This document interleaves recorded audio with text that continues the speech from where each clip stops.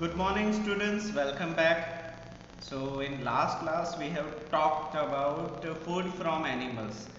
हमने जानवरों से क्या क्या खाना मिलता है उसके बारे में बात करना शुरू किया था and then we have came to know about the meat, जो भी नॉनवेज हम जिन जानवरों का खाते हैं उसके बारे में भी हमने बात की थी।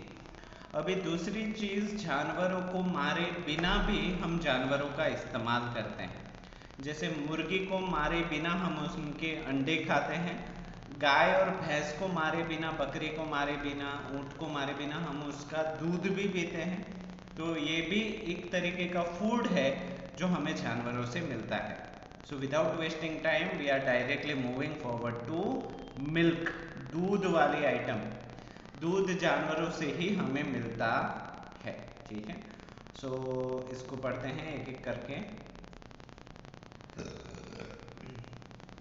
We get milk from milk giving animals like cows. हमें दूध मिलता है किसके पास से?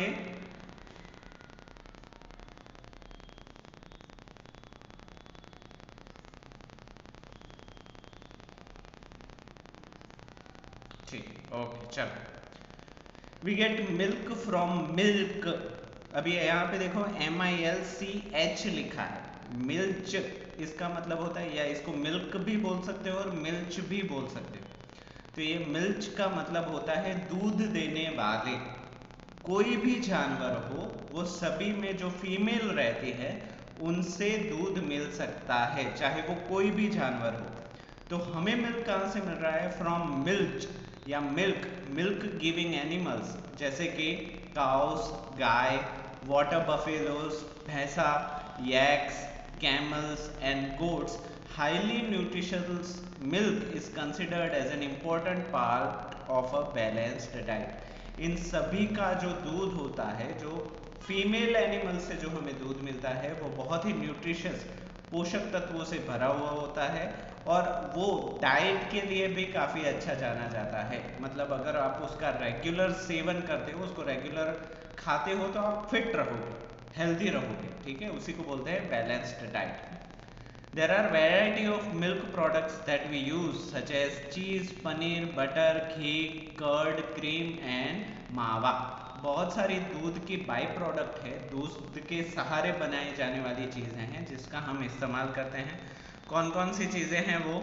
जैसे कि चीज़ हम खाते हैं, पनीर हम खाते हैं, पालक के साथ, सभी चीज़ों के साथ पनीर खाते हैं। बटर भी हम खाते हैं, घी खाते हैं, कर्ड दही खाते हैं, क्रीम जो हम आइसक्रीम होती है वो भी, एंड मावा जिससे मिठाइयाँ बनती है, वो सारी चीज़ें दूध के द्वारा ही बनाई जाती है अलग अलग तरीक़ों से, ठीक है।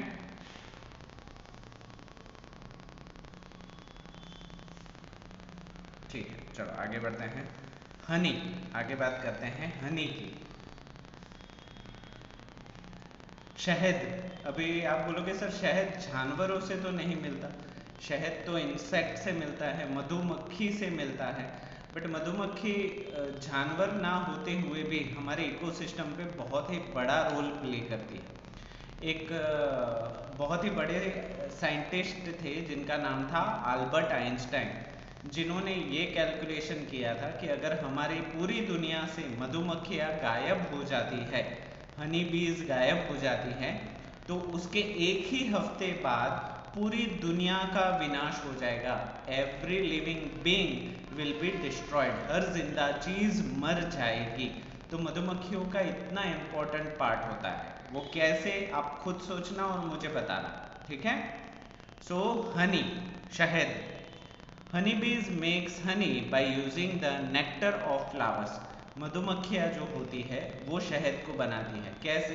तो कोई भी फ्लावर होता है, कोई भी फूल होता है, उसके बीच में ना नेक्टर होता है। नेक्टर माने तो मीठा पानी। कैसा पानी? मीठा पानी। तो इसी मीठे पानी को मधुमक्खियाँ इकट्ठा करती है अपने हनी कोम्ब के अंदर, और उसको पंख फड़फड़ा के उसके अंदर जो पानी होता है उसको इवोपरेट कर देती है और सिर्फ शहद बच जाता है। तो ऐसे शहद इकट्ठा करती है मधुमक्खियाँ। They store honey in their Honey corms.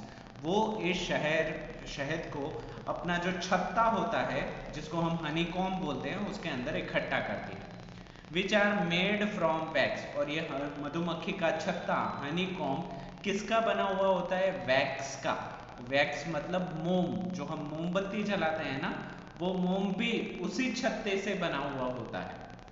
We can collect both wax and honey from the honeycombs, तो ये मधुमक्खी का जो छत्ता होता है उससे हम शहद भी ले लेते हैं, और जो छत्ता बचा हुआ होता है उसको पिघाल के हम मोम बनाते हैं, और मोम से बहुत सारी चीजें बनाते हैं। ठीक है। Growing bees for honey and wax is called beekeeping और apiculture। तो मधुमक्खियों का इस्तेमाल करके मोम बनाना और मधुमक्खियों की रहने की सुविधा करना ताकि हमें शहद मिल सके, तो इसको बी कीपिंग भी बोला जाता है और एपीकल्चर भी बोला जाता है। हनी इज स्वीट, शहद बहुत ही मीठा होता है। It is used in cooking as well as in the preparation of jams, इसका इस्तेमाल कुकिंग के लिए भी होता है, और इसके साथ साथ जैम जो आप खाते हो ब्रेड के साथ, उसको बनाने के लिए भी होता है। Honey is used for medicinal purpose as well, शहद का इस्तेमाल दवाइयाँ बनाने के लिए भी होता है।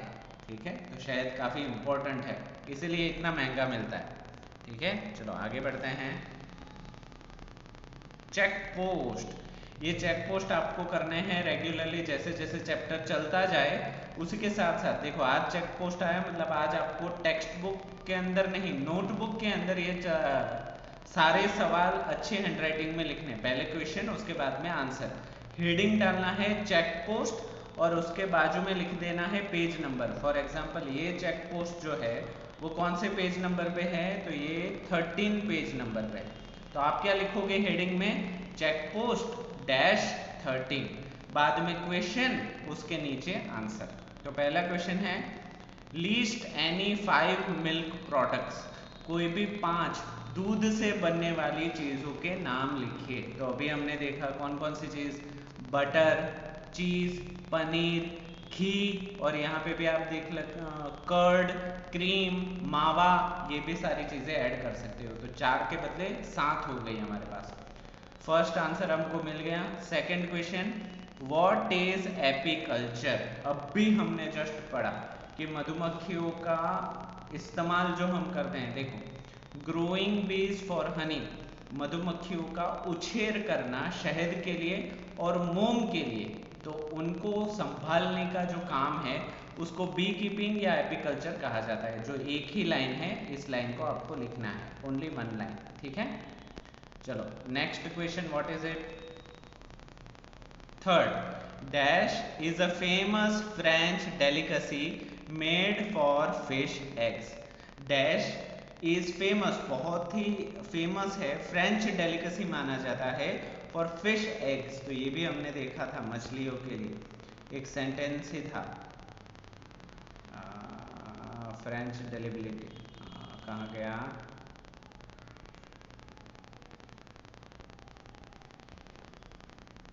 हाँ, ये रहा, देखो मिल गया सभी को, आप सभी को दिखाई दे रहा है। A kind of salt cured roe known as caviar is a famous delicacy in France। तो इसका आंसर क्या आ जाएगा? कैवियर। तो यहाँ पे आप क्या लिखोगे? कैवियर। यहाँ पे आपका आ जाएगा caviar is a famous French delicacy made for fish eggs. ठीक है, नेक्स्ट क्वेश्चन है list 3 animals that are eaten as food. 3 जानवरों के नाम दीजिए जिसको हम खाने की तरह खाते हैं। हम मतलब हम इंसान, हम मतलब आप या मैं नहीं, हो सकता है कुछ वेजिटेरियन भी हो, है कि नहीं? तो हम क्या लिख सकते हैं? गोट, चिकन, प्रॉन, क्रैब, बहुत सारे हैं। देखो यहाँ पे भी लिखा है like goat, sheep and pig, यहाँ पे है poultry like chicken, duck, turkey and geese, water marine animals like fish, lobster and crabs। इतने सारा आंसर्स हैं, तो यहाँ से लेके यहाँ तक पूरी चीज आप लिख सकते हो। ठीक है, तो ये हमारे चारों के चारों चेक पोस्ट मैंने आपको दिखा दिया, आपको अच्छे से हैंडराइटिंग में नोटबुक में लिखने हैं। ओके, चलो आगे बढ़ते हैं।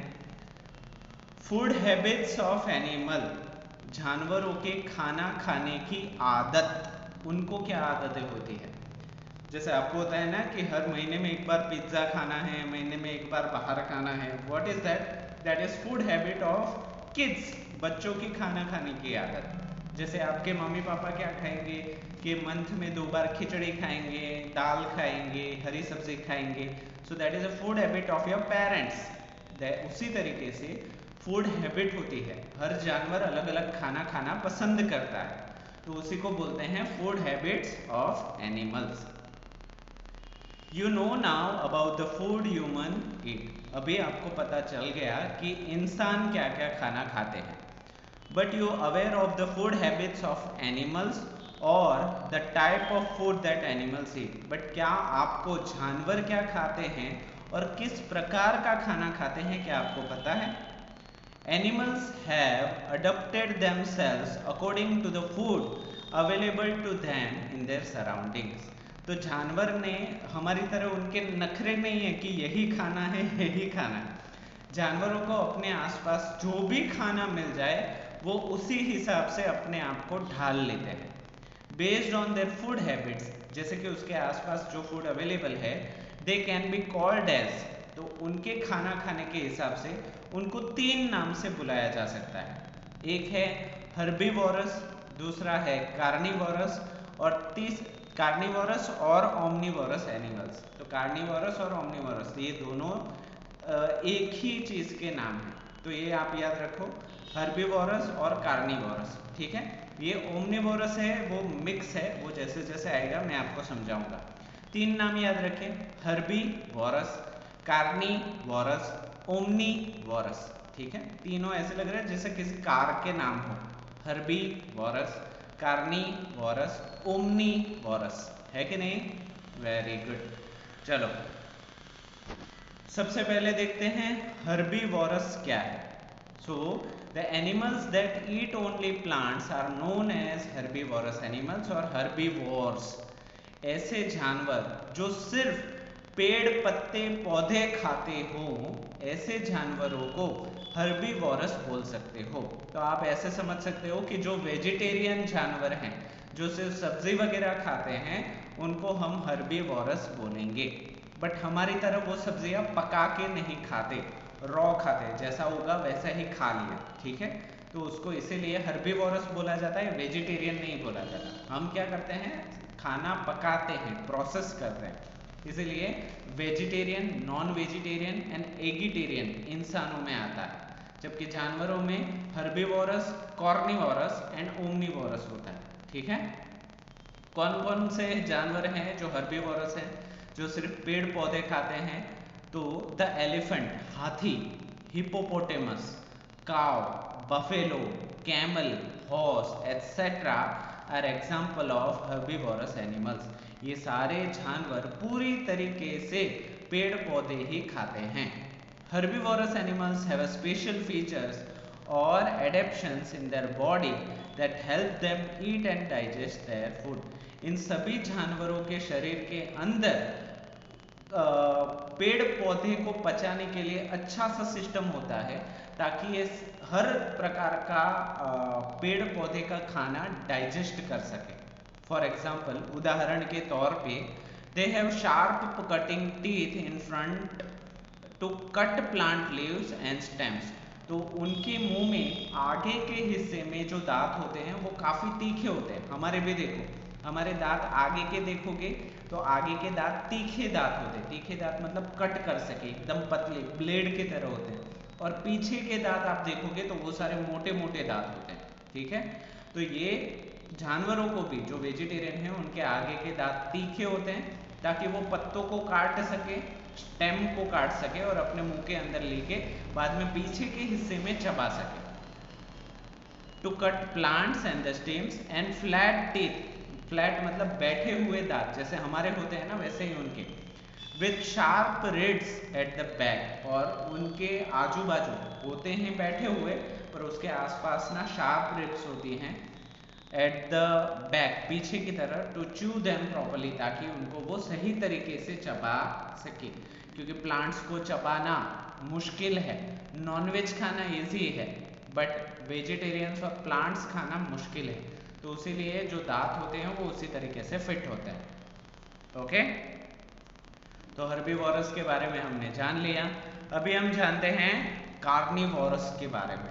कार्निवोरस मतलब टोटल नॉनवेज के ऊपर डिपेंड होने वाले, सिर्फ मांस खाने वाले जानवर। Animals that eat only the flash of other animals, ऐसे जानवर जो सिर्फ दूसरे जानवर का मांस ही खाते हो, are known as carnivorous animals और कार्निवोर्स। ऐसे जानवरों को कार्निवोरस एनिमल्स बोला जाता है या फिर कार्निवोर्स बोला जाता है।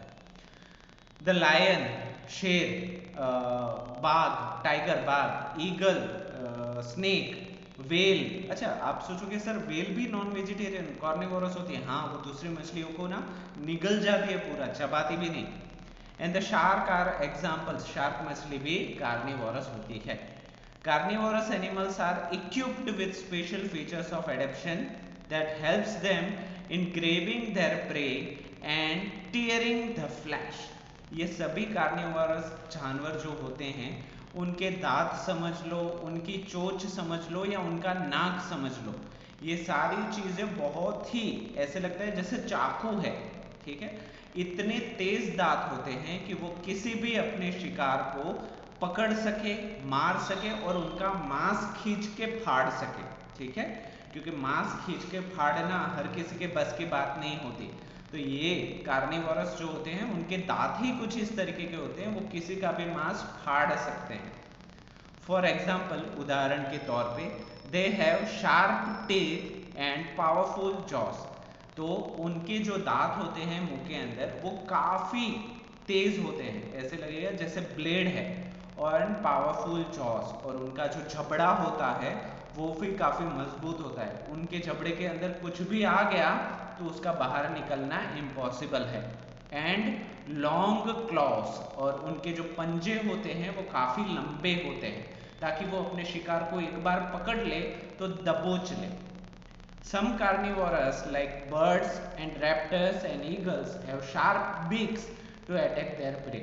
कुछ कार्निवोरस पंछी जैसे कि रैप्टर्स एंड ईगल्स जो उड़ते हैं उनके पास बहुत ही तीखी चोंच होती है, ब्लेड के जैसी चोंच होती है, ताकि वो अपने शिकार के ऊपर हमला बोल सके, और powerful sharp claws to catch their prey and fly, और अपनी चोंच से ही उनका मांस फाड़ सके, ठीक है। तो उतनी ज्यादा पावरफुल चोंच होती है पंछियों में, ठीक है। तो कार्निवोरस के बारे में हमने देख लिया। अभी ओमनिवोरस के बारे में देखते हैं। Animals that eat both plants and the flesh of the other animals are known as omnivorous or omnivorous animals. ऐसे जानवर जो वेज भी खाते हैं, पेड़ पौधे पत्ते भी खाते हैं, और उसके साथ साथ नॉनवेज भी खाते हैं, मांस भी खाते हैं, दोनों चीजें खाते हैं अलग अलग वक्त पे, ऐसे जानवरों के ग्रुप को ओमनिवोरस बोला जाता है। तो फिर से छोटी छोटी एक डेफिनेशन देख लो। Herbivorous animal that consume only plants, ऐसे जानवर जो सिर्फ पेड़ पौधे खाते हैं। Carnivorous animals that consume other animals, ऐसे जानवर जो दूसरे जानवरों का शिकार करते हैं, that is carnivorous. And omnivorous animals that consumed both plants and animals, ऐसे जानवर जो पेड़ पौधे भी खाते हैं और मांस भी खाते हैं, ठीक है। फैक्ट्स को हम कभी नहीं छोड़ेंगे। तो फैक्ट क्या लिखा है? sundew pitcher plant and the Venus flytrap are carnivorous plant। अभी ये चीज आपको जान के ना बड़ी हैरानी होगी कि कुछ पेड़ पौधे भी कार्निवोरस होते हैं, मतलब कुछ पेड़ पौधे भी शिकार करते हैं। हमें तो लगा पेड़ पौधे सिर्फ खाए जाते हैं, ऐसा नहीं है। पेड़ पौधे भी जो छोटे छोटे कीड़े मकोड़े हैं उनको जिंदा खा जाते हैं, ठीक है। तो कौन कौन से ऐसे प्लांट है? Sundew and pitcher plant and the Venus flytrap are carnivorous plant. ये शिकार करते हैं। They trap insect to fulfil their nourishment requirements. वो छोटे छोटे कीड़े मकोड़ों को पकड़ लेते हैं और पकड़ के उनको खा जाते हैं, ताकि वो अपनी न्यूट्रिशंस की रिक्वायरमेंट को पूरा कर सके। तो ऐसा नहीं है कि सिर्फ जानवर ही वेजिटेरियन या नॉन वेजिटेरियन होते हैं या शिकार करते हैं, पेड़ पौधे भी कुछ कुछ ऐसे होते हैं जो शिकार करते हैं, ठीक है। तो ओमनिवोरस भी हो गया, ठीक है। तो ओमनिवोरस ऐसे जानवर जो वेज भी खाते हैं और नॉन वेज भी खाते हैं, वो कौन कौन से हैं? फॉर एग्जाम्पल ह्यूमंस, सबसे पहले तो हम इंसान, हम सब्जी वगैरह भी खाते हैं और कभी कभी नॉन वेज भी खाते हैं। डॉग्स, कुत्ते का भी वैसा है, आप उसको रोटी डालोगे तो भी खाएगा और कुछ उसको नॉन वेज मिल गया, कबूतर वगैरह, तो वो भी खाएगा। बियर्स, रीछ जो होते हैं वो भी वेज और नॉन वेज दोनों के ऊपर डिपेंड होते हैं। पिग्स, ये सारे जानवर ओमनिवोरस है। तो इनकी क्या स्पेशलिटी है? They have flat teeth for grinding food as well as sharp teeth to bite the meat. इन दोनों के पास तीखे दांत भी होते हैं और चौड़े दांत भी होते हैं ताकि वो खाने को चबा भी सके और फाड़ भी सके, ठीक है। तो ये थे हमारे 3 तरीके के जानवर, ठीक है। अभी आते हैं स्कैवेंजर्स। ये स्कैवेंजर बहुत ही अच्छा पार्ट है। ये चौथा पार्ट है जानवरों के फूड हैबिट का। ये क्या है देख लेते हैं। The animals that feed on the bodies of a dead or injured animals are known as scavengers. Scavengers एक ऐसा वर्ड है कि जिसको हम बोलते हैं परोपजीवी, दूसरों के ऊपर जीने वाले, ठीक है। तो ऐसे जानवर that feed on the bodies of a dead, जो मुर्दा लोगों को खाते हैं, वो शिकार नहीं करते, वो शिकार नहीं करते। अगर वो कोई शिकार बच गया हो तो उसको खाएंगे, या फिर कोई किसी चीज के तहत मर गया होगा तो उसको खाएंगे। जैसे कि हमने देखा है कौवे जो होते हैं, जो रोड के ऊपर अगर कोई कुत्ता मर गया है तो उसको वो खा जाते हैं, वो कुत्तों का शिकार नहीं करते, ठीक है। जैसे कि बाज है तो वो बाज भी ऐसे इसी तरीके से अगर कोई मुर्दा पड़ा हुआ है तो उसको खा जाएंगे, ठीक है। फिर छोटे मोटे कीड़े मकोड़े होते हैं, वो भी इसी तरीके से मुर्दा चीजों को खा जाते हैं, तो इसको बोला जाता है स्कैवेंजर्स, ठीक है। फॉर एग्जाम्पल, उदाहरण के तौर पे हाइनास, वल्चर, रैट्स, चूहे etcetera. Some fish like the eel and the shark are also scavenger. Shark मछली भी स्कैवेंजर हैं, as they eat dead body of carcass, क्योंकि वो समंदर में पड़ी हुई कोई भी मुर्दा चीज को खा जाते हैं। Earth is kept clean bye scavengers. अगर स्कैवेंजर ना होते तो हर जगह आपको मुर्दा चीजें मिल जाती है, बट इन्हीं स्कैवेंजर की मदद से हमारी पृथ्वी साफ रहती है, क्योंकि ये मुर्दा चीजों को खा जाते हैं। As they feed off decomposing organic matter, और उन्हीं के खाने की वजह से सारा जो उनका बॉडी होता है वो फिर से डिकम्पोज हो जाता है, और ना ही बदबू आती है ना ही कुछ होता है, और वो चीज साफ भी हो जाती है, ठीक है। डिकम्पोजिंग ऑर्गेनिक मैटर, और फिर से वो जमीन में मिक्स हो जाती है, ठीक है। तो ये थे स्कैवेंजर्स, जिसको शॉर्ट डेफिनेशन भी देख लेते हैं। एनिमल्स दैट कंज्यूम इंजर्ड और डेड एनिमल्स, ऐसे जानवर जो मुर्दा या घायल जानवरों को खाते हो उनको स्कैवेंजर्स बोला जाता है, ठीक है। तो आज के लिए हम इतना ही रखते हैं। आपका काम मैंने ये दिया कि यहाँ तक आपको चैप्टर को ट्वाइस रीड करना है, उसके साथ साथ जो हमने चेक पोस्ट के क्वेश्चन किए वो आपको नोटबुक में अच्छी हैंडराइटिंग से लिखने हैं, ठीक है। सो फूड क्राइसिस से we are going to continue in next class, ठीक है। तो आज के लिए इतना ही। आई होप सारी चीज़ें आपको समझ में आई होगी, और वीडियो को पूरा देखने के लिए आप सभी बच्चों का थैंक यू सो मच।